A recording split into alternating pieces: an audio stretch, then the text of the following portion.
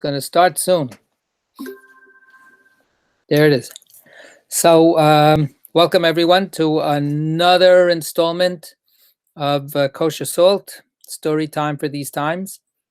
And we're going to begin, since I remember this time, we'll begin with our signature opening. When the great Rabbi Israel Baal Shem Tov saw misfortune threatening the world, it was his custom to go into a certain part of the forest to meditate.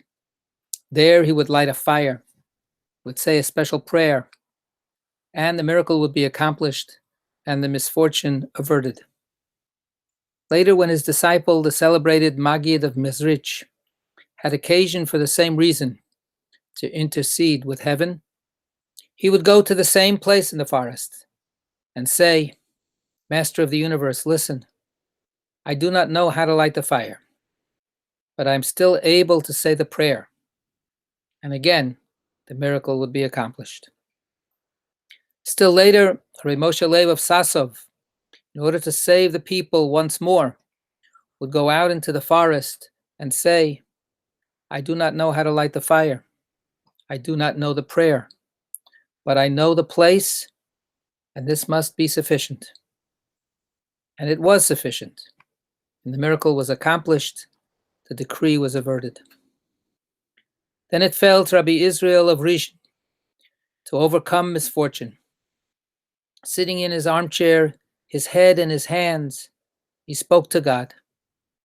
"I am unable to light the fire, and I do not know the prayer. I cannot even find the place in the forest. All I can do is tell the story, and this must be sufficient." And it was sufficient.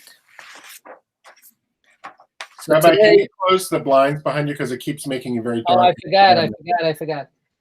See, I can't remember recording and closing the blinds at the same time. It's like you're asking for a lot. So today is the 34th day in counting the Omer, which means that yesterday was the 33rd day in counting the Omer. That day, the 33rd day, is called Lag BaOmer, and it's recognized as a special day in our calendar. It comes out of actually a pretty murky kind of origin. Lag BaOmer is not mentioned as a special day in any way at all until the Middle Ages, until about the 13th century, even 14th century, 1300s. And but it is based on old traditions. And the main tradition that makes Lag BaOmer special relates to the rabbinic period, and specifically to the greatest rabbi pretty much of rabbinic times, Rabbi Akiva. So counting the Omer, of course, is a biblical commandment. The Torah tells us that after the first day of Pesach, we're supposed to start counting for 7 full weeks, 49 days, and on the 50th day is Shavuot, the holiday of celebrating receiving the Torah. So counting the Omer per se is significant from the very beginnings of our history, but counting the 33rd day as a special, unique day, as I say, only happens much later. And it's related to stories about Rabbi Akiva, who was an amazing, towering figure who lived in the middle of the 2nd century, first third of the 2nd century CE. He was already a major figure in the 130s CE. And he had many disciples. The Talmud records that between Passover and Shavuot, in other words, during the time of the counting of the Omer, there was a major plague that afflicted his students, and that he had thousands of students, and thousands of students fell and died as a result of this plague. So it was a major catastrophe, a major tragedy, and it was the wiping out of a generation of future scholars of the Torah because of this terrible plague, because of this terrible sickness that spread through his academy. And the numbers are astounding, according to the Talmud, and you could take it with a grain of kosher salt, so to speak. He had 24,000 students who perished during this time, and then he had to start from the beginning, and find new students to start the Torah all over again. Later, modern scholarship made the connection between that story and the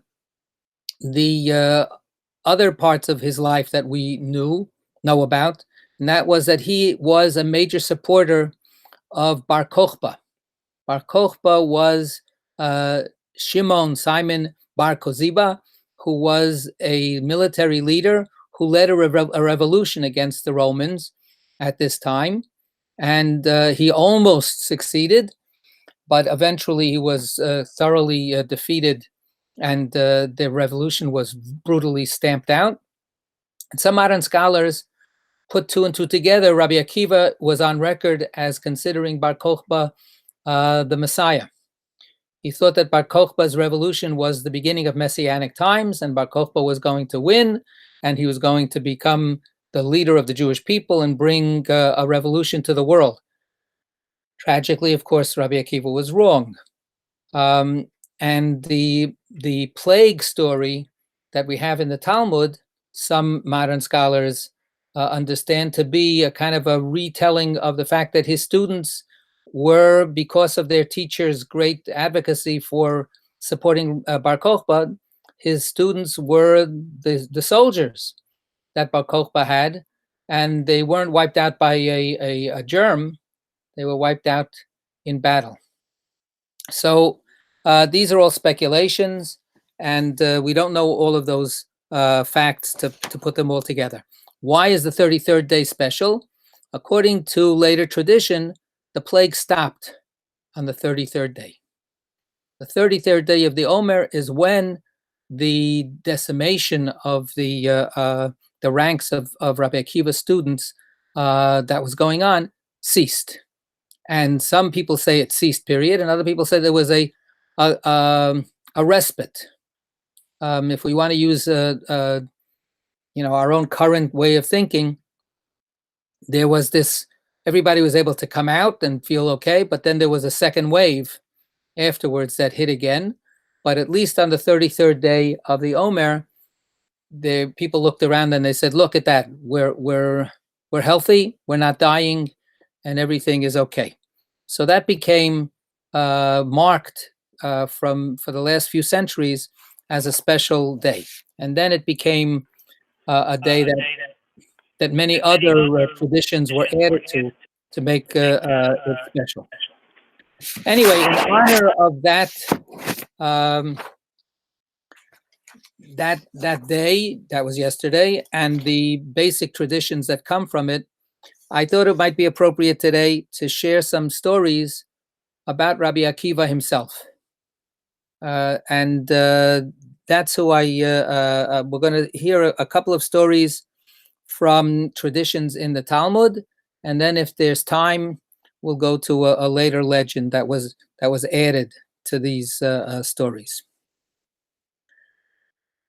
So, as I said, Rabbi Akiva was pretty much recognized as the greatest rabbi of his time and the greatest influence on Rabbinic Judaism after maybe Hillel, who was so famous.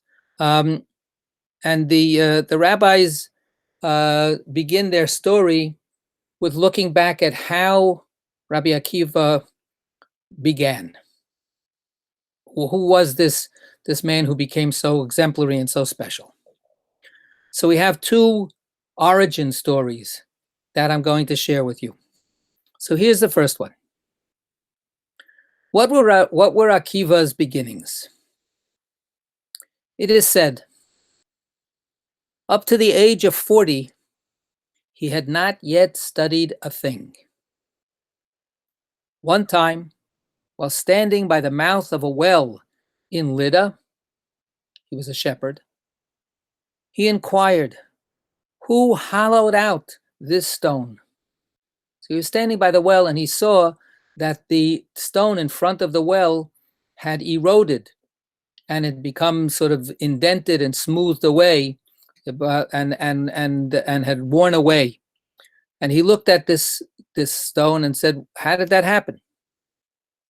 And he was told, "Akiva, haven't you read in scripture that, quote, water wears away stone?" Right? This fact is only a fact because it's in scripture. If it's not in scripture, then it's not a fact. But they say to him, water is what made this hard stone wash away.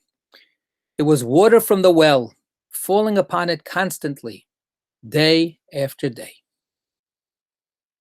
At that, Rabbi Akiva asked himself, of course he wasn't a rabbi yet, is my mind harder than this stone? I will go and study at least one section of Torah. So he's making an analogy between water and Torah, between his mind and his heart and the stone. And he says, is my mind, is my heart any more resistant, any harder, any more durable than a stone? If water can drip, drip, drip on a stone and wash it away, wear it away, indent it, then can the Torah perhaps drip, drip, drip upon my mind and upon my heart and change it? He went directly to a schoolhouse, and he and his son began studying from a child's tablet. Rabbi Akiva took hold of one end of the tablet, and his son the other end.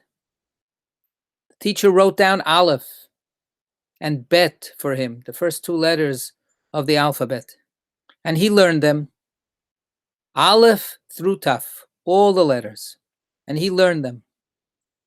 The book of Leviticus, that's the book that we're going to be finishing reading this Shabbat, the middle book of the Torah.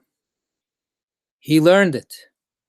He went on studying until he learned the whole Torah. Then he went and sat before Rabbi Eliezer and Rabbi Hoshua, Rabbi Eliezer and Rabbi Joshua. My masters, he said to them, reveal the sense of the Mishnah to me. When they told him one halacha, one law, he went off to reason with himself. This Aleph, he wondered, what was it written for? That Bet, what was it written for? This teaching, what was it uttered for? Kept coming back, and he kept inquiring of Rabbi Eliezer and Rabbi Hoshua until he reduced his teachers to silence. All the 12 years that Rabbi Akiva was with Rabbi Eliezer paid little attention to him. So that when Rabbi Akiva offered his first clinching argument to him, Rabbi Joshua quoted the verse, there is the army you paid no attention to, now go out and contend with it. Rabbi Shimon ben Elazar said, I shall tell you a parable to illustrate what Rabbi Akiva did. He was like a stone cutter hacking away at mountains. One time he took his pickaxe in his hand, he went and sat on the top of the mountain and began to chip small stones from it. Some men came by him and said, what are you doing?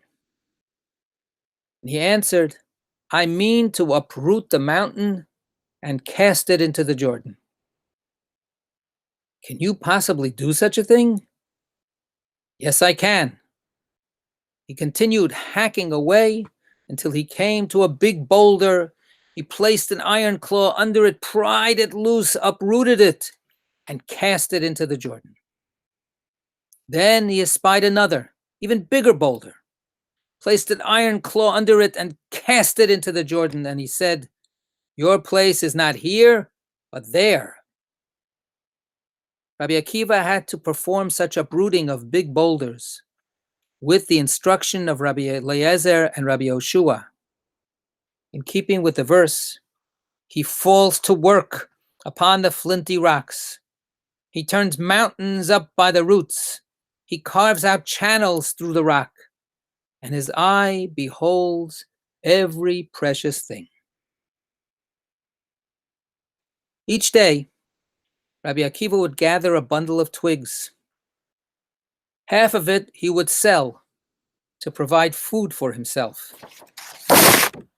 and the other half he would use for his personal needs. His neighbors rose up in protest, saying, "Akiva, you're all but choking us with the smoke. Sell us the twigs, buy oil with the money, and study by the light of a lamp."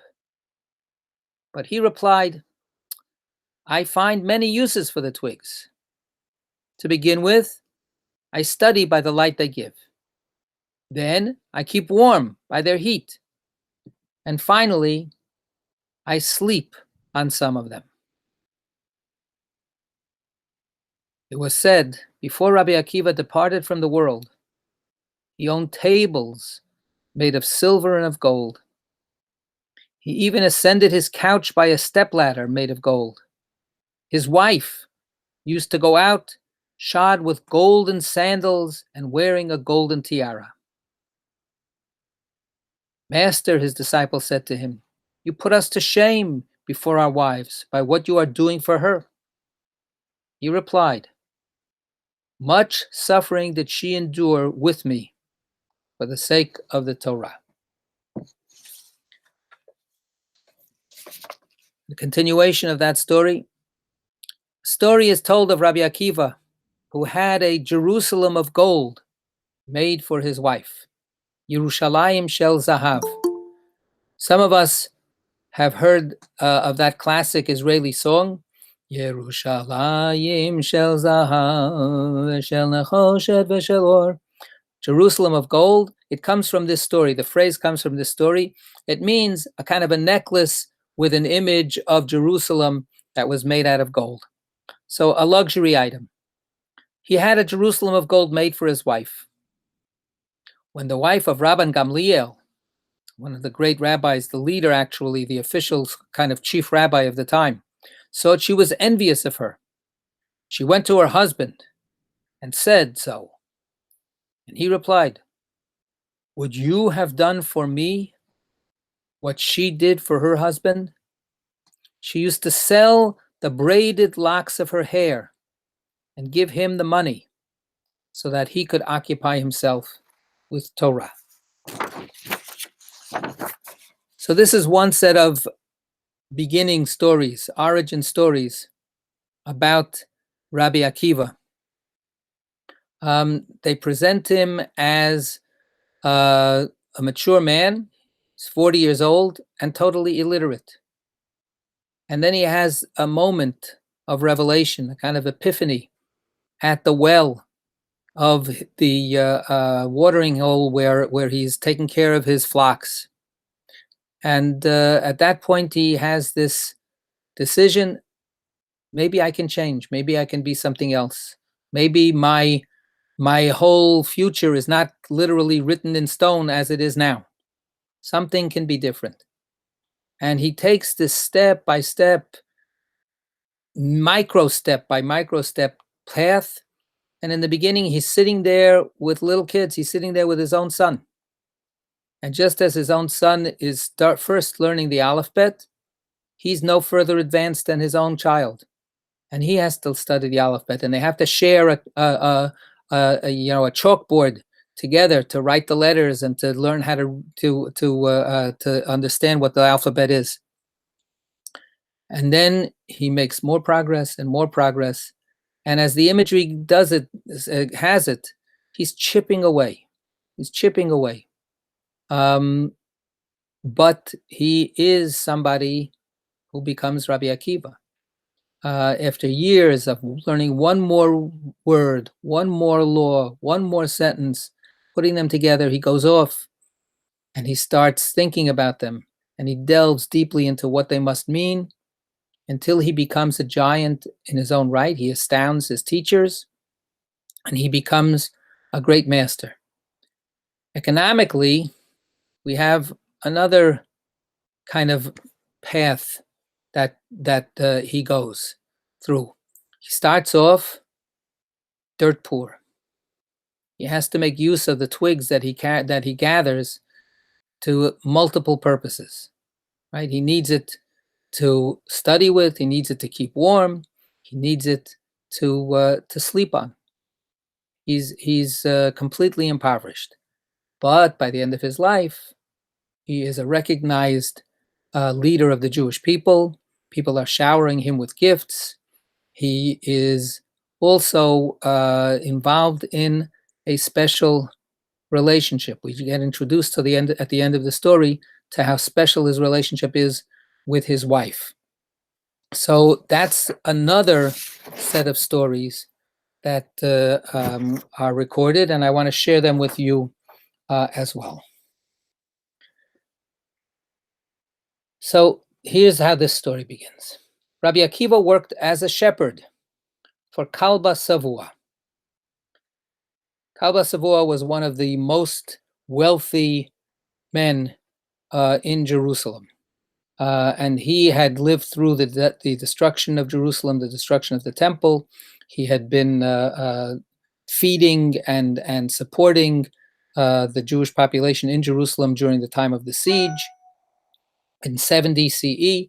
And he was, he was a billionaire. So he was simply an employee of Kalba Savua as shepherd of one of his flocks. When Rachel, Kalba Savua's daughter, saw that even though Akiva was unassuming, there was something extraordinary about him, she said, "If I am willing to be betrothed to you, will you attend a house of study?" So she's taken with this rough shepherd, this illiterate guy, but she seems to discern something special in him. And she says, "I'll marry you, but on one condition. You have to agree to go and study Torah. You have to go to school." Rabbi Akiva answered, "Yes, I will." So she betrothed herself to him in secret. When Kalba Savua learned what she had done, he drove her out of his house and vowed that she was not to benefit from any of his property. At that, she went off and openly married Akiva. When winter came, they were so poor, they had to sleep in a straw bin. And as Rabbi Akiva picked the straw from her hair, he would say, "If I had the means, I would give you a Jerusalem of gold." Presently, the prophet Elijah, disguised as a mortal, came and cried out at the door, "Please, give me a bit of straw. My wife is about to give birth, and I have nothing for her to lie on." Rabbi Akiva said to his wife, "Look at this man. He does not even have the straw that we have." Soon after, she insisted, "Go now and learn Torah in the house of study."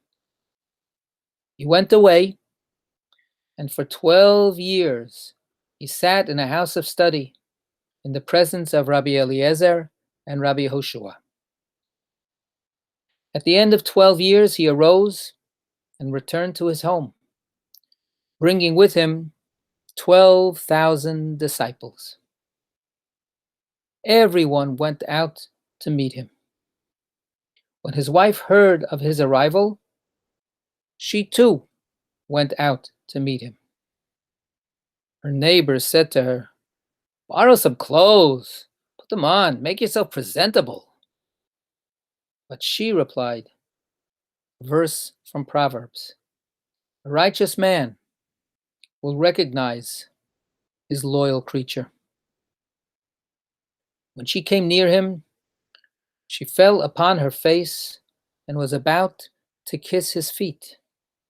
But his disciples sought to push her aside. Rabbi Akiva shouted at them, "Let her be. Whatever is mine and whatever is yours are rightly hers." Her father, on hearing that a great man had come to town, said, "I shall go to him. Perhaps the great man will release me from my vow." The vow that he had made to kick his daughter out of the house for marrying Akiva. When the father came to him, Rabbi Akiva asked, "Would you have made your vow if you had known that her husband was to become a great man?" The father replied, "Had her husband known even one chapter, even one halacha back then, I would not have made such a vow." Rabbi Akiva then said, "I am your daughter's husband." The father fell upon his face and kissed Rabbi Akiva's feet. Presently he gave him half his wealth. So two different origin stories, focusing on two different aspects of this man, Rabbi Akiva, and the people around him. I'm opening it up. I'm inviting everybody to reflect, share. What are some of your reactions? What touched you? What hit you? What questions do you have? What have you heard in this story? I think the water imagery is interesting because it reminds me of Lao Tzu, the anti-Confucian philosopher in China who founded Taoism. I looked up his quote: "Water is fluid, soft, and yielding, but water will wear away rock, which is rigid and cannot yield. As a rule, whatever is fluid, soft, and yielding will overcome whatever is rigid and hard. This is another paradox. What is soft is strong." It reminded me of that, actually. Right. So that reminded you all the way at the beginning when I first started that first story, right? Yeah. Okay. Does that have that teaching have bearing on the second story? The chipping away of the rock? No, the second story with his father-in-law. Yeah, he just he doesn't challenge him. He just keeps to his plan. And in the end, he wears him down. Yeah. Right. But in the end, that hard-hearted, tough, demanding father gives in to the what can I say? The romantic couple that is his daughter and her beloved. I was also moved by that he learned the alphabet from his kids learning the alphabet, because I did the same thing with I learned the alphabet from Sam's his book from Shomrei. That's how I learned the alphabet when I decided to try to learn this Hebrew thing somewhat. So I like that. Yeah, it's a very beautiful image. It's a pretty humbling kind of image, right? Because after all, we wanna be the authority figures. We want to be the smart figures in our kids' eyes. We want our kids to look at us and see that we're smart and knowledgeable and powerful.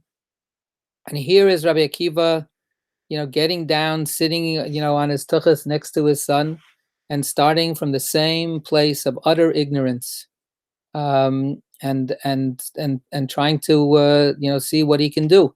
And it's a scary thing, right? What happens if you don't get it? What happens if you don't succeed in learning the kinds of things that your kid because they're young, they're soaking up stuff, and they're able to take on all kinds of new intellectual stretching kinds of experiences. And this guy's 40 years old. 40 years old back then was 40 was the old 80, right? It's a good thing he didn't have to learn how to do technology and zooming. But he took that chance. He took that chance. He took the chance of humiliating himself to explore and to study from the beginning. Somebody, Carol. Your hand is not in the screen, so I just saw a little bit of shaking. Go ahead. But he showed his vulnerability. And that is something that by showing an adult showing their vulnerability to one of their children is a teaching moment. Yeah. And that it takes a lot of courage to show your vulnerability. Right? Yeah, Eileen. Okay. This popped into my mind. I could be totally off base, but when he went to the well and he had that epiphany, and then he went on started his life's journey, I thought of Moses at the burning bush. And how that experience with God changed the trajectory of his life. So let's just think about the comparison between those two moments. Yeah, can I say something about that? Because it's Sure. I think of the moment where Moses hit the rock and demanded the water come forth when they were in the wilderness, and the like Akiva, he was humble about the water. The water had this power, and that's Moses's big sin, I guess, was demanding the water. Anyway. Well, they're in two different places in their life. What Eileen is pointing out is this first beginnings of becoming who they were, right? Moses, our teacher, was not Moses, our teacher, at that moment of revelation, at the burning bush. That's the beginning of his career. That's like the story says. What are the beginnings of Akiva? How did Akiva start? How did Moses start? And they both actually are shepherds. They're both working for their father-in-law. Right? Coincidence? I don't know. And both of them need to be, as you said, turned around. But there's a big difference between the way Moses is, Yeah, he's called to be not humble, right? He's called by God. There's a voice coming out of this miraculous, anti-natural phenomenon that then gets into a whole long discussion with him about what he has to do. It's a real Bible story to top all Bible stories. It's very supernatural in every single way. It's really got God in there in the center, and it's all about miracles and so on. The Rabbi Akiva story is a turning point in his life. It starts him on his journey. But where does it come from? Is there a voice coming out of the well? Are the stones screaming at him? Does he see some miraculous vision? Does God talk to him? Not at all. Not at all. Right? For Akiva, it's all something that has been mysteriously in his own being, waiting to be released. He's 40 years old. He's lived a nice, long, solid life, doing what he's been doing, and he hasn't even known that there's a kind of a burning bush inside his heart. He hasn't really, heard any kind of thing like that until he sees something that's totally natural, a totally natural phenomenon of the water eroding the stone. But then he makes that analogy himself, and he says, "I'm a stone. I need to be softened up. There's something that needs to open up in me that hasn't opened up in me yet." What's the if we take those two stories side by side, what happens in the second story, the Kalba Savua story, that opens him up? Is his perception of the water at the well?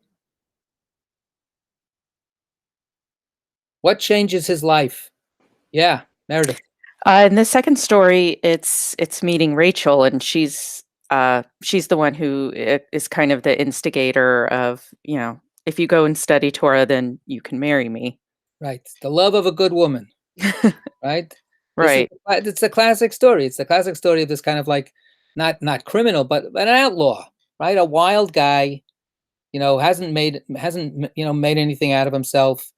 A strong shepherd, rough, natural guy, but that, this woman sees something, it's not supernatural. It's a super romantic story, right? The first story is this kind of existential inner process that opens up within Akiva himself. It takes place after he's married and has a kid, right? So that's sort of like completely elided in that story. In this story, it takes place even earlier, and what we have is a kind of a much earlier moment, but it's this external force. It's somebody who sees something in him that he maybe didn't see himself, and then using a little leverage and saying, you want me, you gotta pay the price. The price is you gotta go, change. You gotta be somebody else. He had to earn it. You have to earn it, right? And you have to. Is he becoming something else? Is he betraying himself? No. I don't think so. No.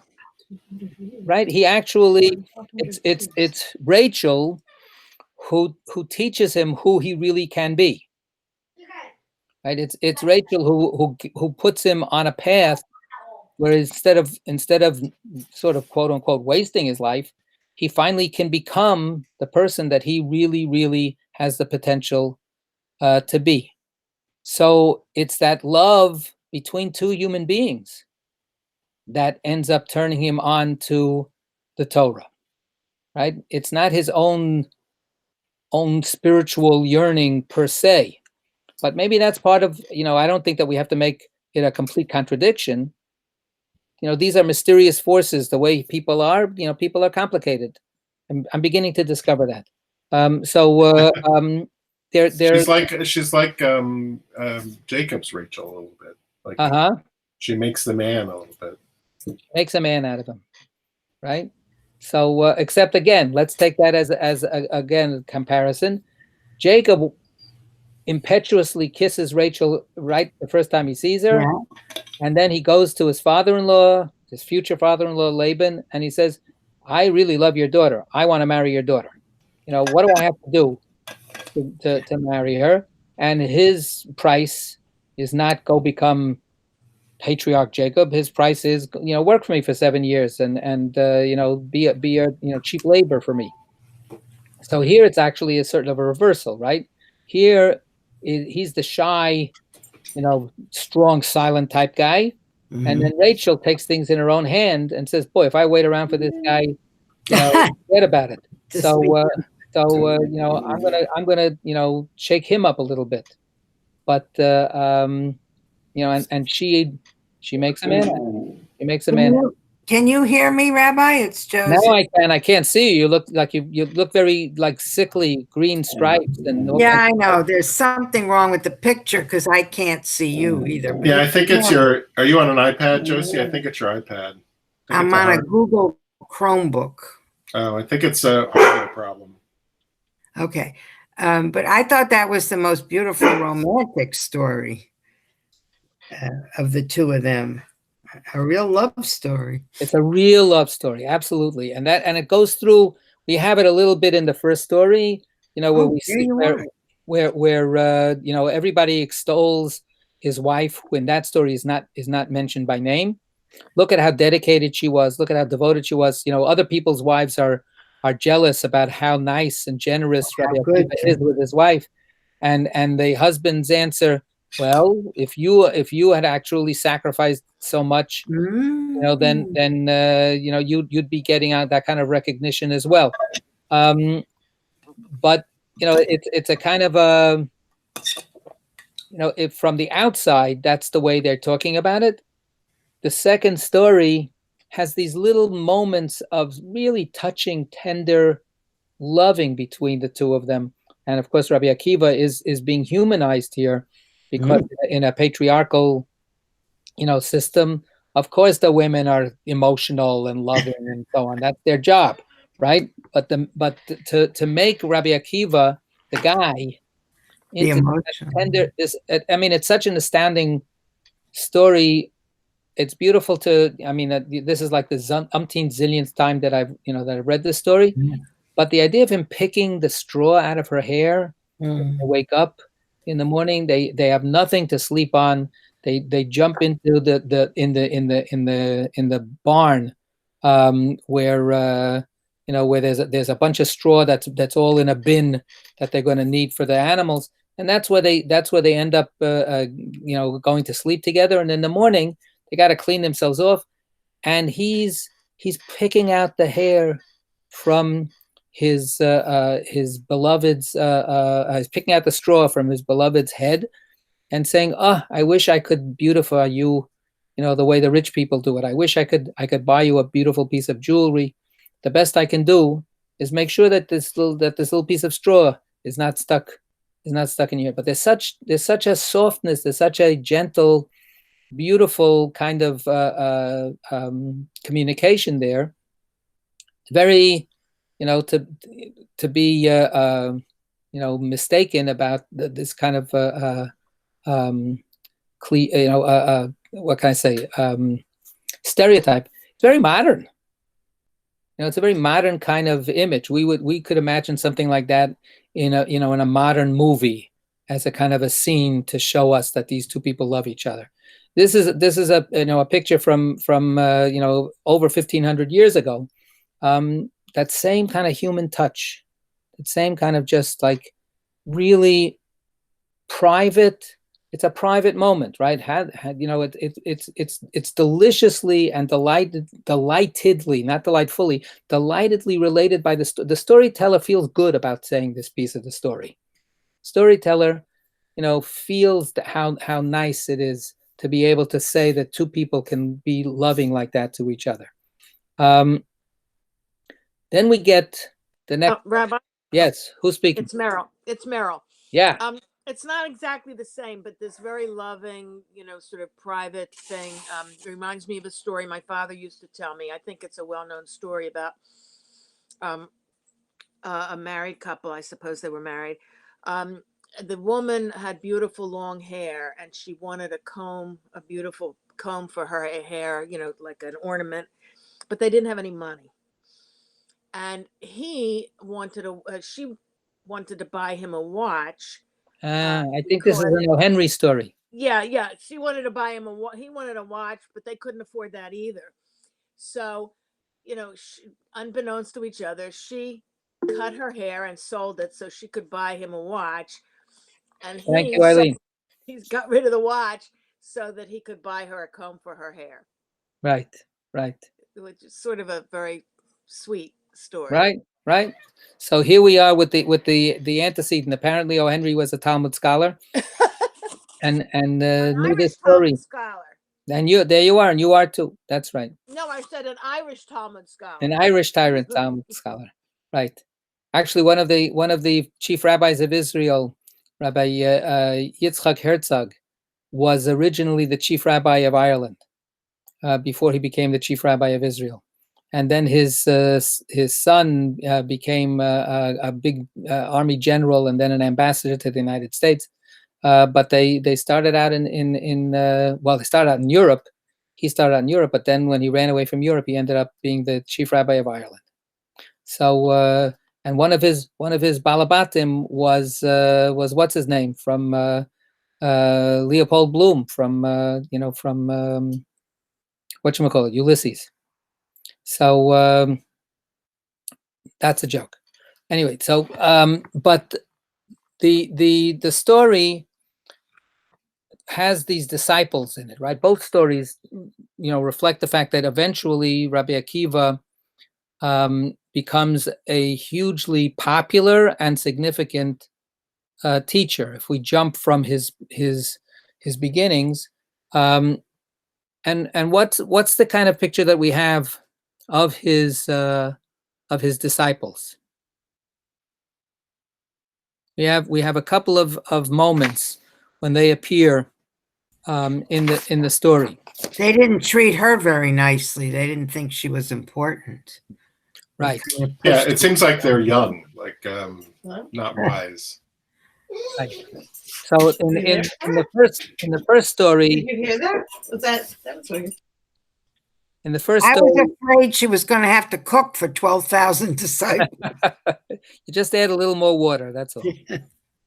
Master, his disciple said to him, "You put us to shame before our wives by what you are doing for her." So they're young, but they're already married, and they're complaining, so to speak. How much of it is tongue in cheek, and how much of it is really, in the end, a kind of a shock and real resentful kind of complaint. You know, you're too nice to your wife. You're too nice to your wife. And he replies, "Much suffering did she endure for me, for the sake of Torah." So that's the way it is in that first story. In the second story that I read to you, he comes in as this renowned scholar, although it's not clear to everybody in town who exactly he is, but this is his homecoming. And his wife, who has been living in utter poverty, right? She's been living in total destitution, totally estranged from her father, who wants nothing to do with her. And she comes to greet him. Hey, And she looks like, she looks like this, exactly what she is. She looks like this bedraggled, impoverished, plain old woman. And the disciples say she's not important. She's completely, get her out of here. This is we have our world famous master here. He needs to be treated with respect. And having this poor woman who's dressed in rags and so on, we don't need this to be in the newspapers, with her in front of our teacher. And then he sees that happening, and then he admonishes her. So that's the thing, leaving her in poverty. We'll get back to that. So he admonishes them, and he says, and this is in Hebrew, it's only a couple of words. It says, "Sheli v'shalachem shelahi," right? Mine and yours is hers. Meaning everything that all the Torah that you find is so important and so socially desirable, both for me and for you, it's all out of her sacrifice. It's all because she did these things. And in fact, in the stories, it says she sold her hair to and so on, just like in O. Henry. There's this moment where we have the social reality of Torah juxtaposed with all of these kinds of beautiful, romantic, and mythic stories of the love for Torah that this man has, that this woman has, but she sees herself as the enabler, right? In her society, she's not the one who's going to become a rabbi. She's not the one who's going to become the great Torah sage with thousands of disciples. But what she can do is she can totally sacrifice herself on the altar of her devotion to her husband and make him be who he is. So for us, obviously, this is not the way we would like the world to continue to live, unless, of course, we're one of those people who wants the other partner to completely sacrifice themselves for our well-being so that we can have our career and we can have our dinner on time and we can have all that other stuff. We shouldn't be that dismissive of what the reality is that this story is about. We still live very, very heavily in a very, asymmetrical kind of set of assumptions about what men and women are expected to do and so on. But definitely within the confines of that culture, That was the rule. she can't expect anything other than nobody in fact could expect even what she did, but nobody can expect that she be other than herself. And we have to understand that by Rabbi Akiva coming back into town, he's got zillions of disciples, but he's not rich. He is not, at this point. It's only when Kalba Savua gives him half of his own wealth that he becomes all of a sudden a macher. But the stories in the Talmud are replete. He's a struggling grad student, right? Except he actually has tenure, so to speak. He's like, he does have that position by now, but yeah, he's not quite the struggling. He was, though, for a long time, for sure. And the Talmud is full of stories of impoverished rabbis, of rabbis who are the pillars of our tradition, whose names are sanctified with all of their teachings and their argumentations and so on. And each and every one of them was basically dirt poor. This one was a blacksmith, and this one was a shoemaker, and so on. So the poverty of the Torah scholars, even when they had many, many disciples, was notorious. So he's got the social recognition. He's obviously attained tremendous learning and wisdom, but he doesn't have the money. So the fact that he's letting his wife continue to be living in poverty is not. It shouldn't be shocking. It shouldn't be. It wasn't. It's not that he's not neglecting her in that way. Yes. So Lynn asks the question: is this at a time when people weren't paid to be rabbis? So that's correct. I don't remember where we had it, although recently it came up in one of our sessions, that a professional rabbinate didn't really come into existence until modern times. And for centuries and centuries and centuries, rabbis had to cobble together a living. And they had another profession. Maimonides was a physician. Nachmanides was a physician. Other people did financial dealings. They were businessmen, and they had to do all these other kinds of things to make ends meet. And it was only gradually that the community decided that that's a beautiful ideal, because it was meant to be an ideal of saying, let the rabbi not be tainted by financial considerations, by what's he has to show his tax returns, he has to not have conflicts of interest, and so on and so forth. So all of that was really something that needed to be done, but they realized that in the end, as economics got more complicated, that if you wanted to have good people be in the rabbinate, you better pay them. They were going to be talented, they were going to be learned, and so on. They needed to have the time to be rabbis, and you had to give them scholarships, and you had to give them then stipends.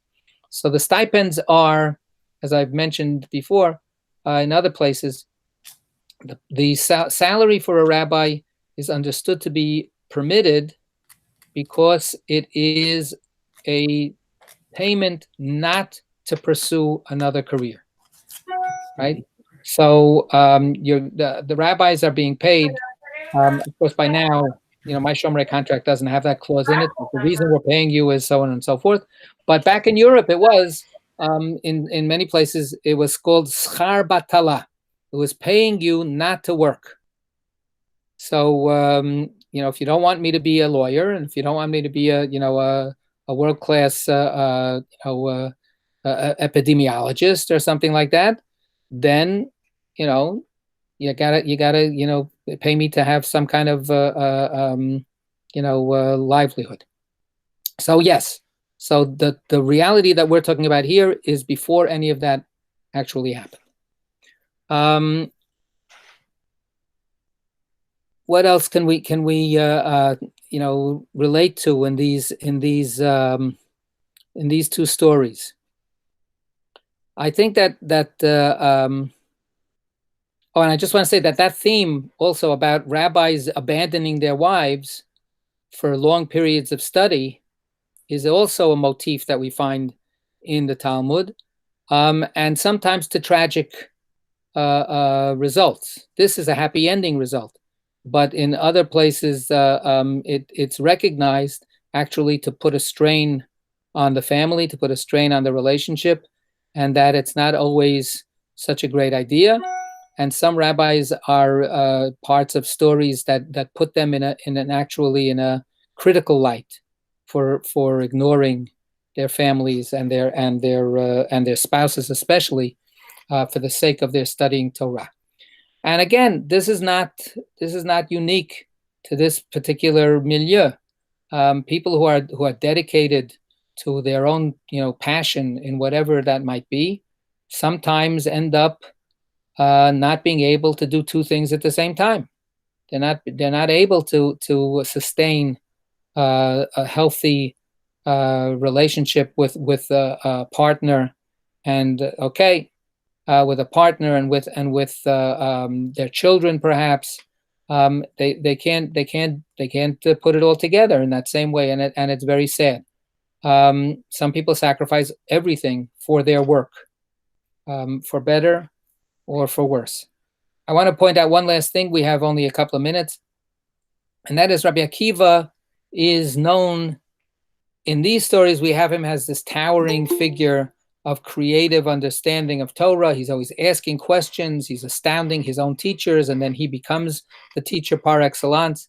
The romantic part of the story is also part of his legacy as a rabbinic sage. He is the main proponent of understanding the Song of Songs as a holy book of our Bible, right? So it's no accident that Rabbi Akiva, with his own romantic personal life, sees the holiness and the mystical aspects of love as being appropriate for a holy book. And so the Song of Songs, he says, Kol Ha-Shirim Kodesh, all the songs in the Torah are holy. The Shir Ha-Shirim, and the Song of Songs, Kodesh Kodashim, is the Holy of Holies. So he was the basis for all later interpretations, mystical interpretations of the Song of Songs, and accepting the Song of Songs as not just it's a bunch of love poetry, read that when you're in the bathroom, but it's not Torah. No, he said, of course it's Torah, because romantic and erotic relationships give us an entry into appreciating the ultimate relationship of that is the source of our life, the relationship between us and the spring of water that wears down our recalcitrant hearts. So there is a connection, a deep connection between Rabbi Akiva's personal life, his bringing himself up out of nothing to become someone who is in love with Torah and in love with his partner, and understanding that there was something that was very connected between those two loves. We'll continue next time, next week at 2:00. Okay, looking forward to seeing you then. Thank you. Thank you, Thank you, very Rabbi. much. Beautiful. Thank you, Rabbi. Thank you.